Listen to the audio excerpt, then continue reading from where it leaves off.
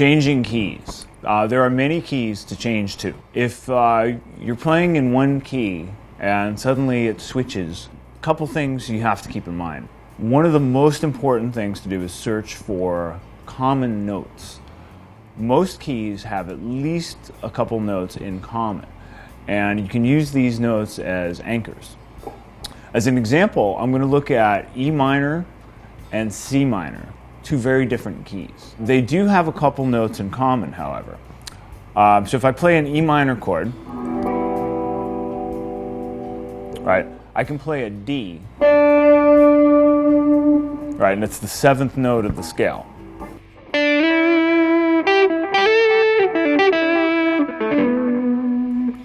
Suddenly, the key switches to C minor.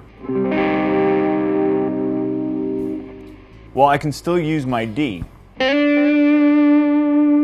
except now it's the second note of the scale, or the ninth.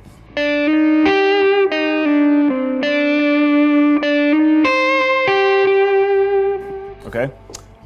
Same thing with G, right? Here's a G. So if I play over E minor,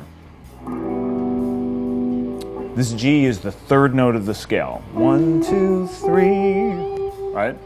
So I'm going to use that and play a phrase based on that.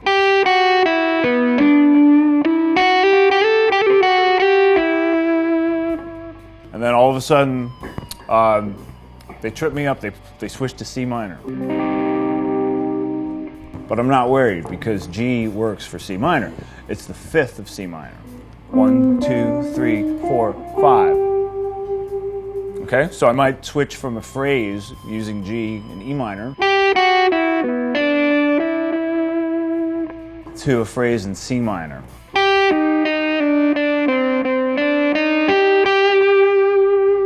And since I have both of these notes, D and G, as common tones, I can really use those as anchors. So now I'm going to play a little bit over E minor to C minor, and notice how I navigate the change.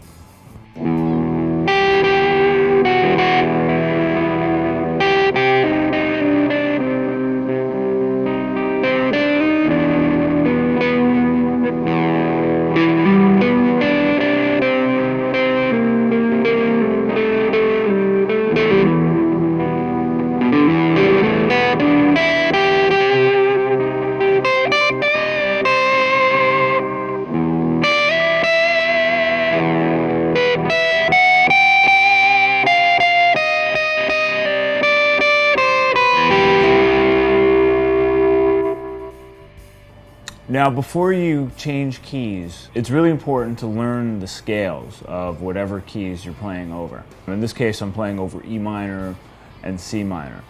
The only way to get around learning the scales is just to stick with the common tones. But in this case, you would only have two notes. Then again, you could play a decent solo with two notes, perhaps. But to really make things interesting, learn the scales and learn the common tones.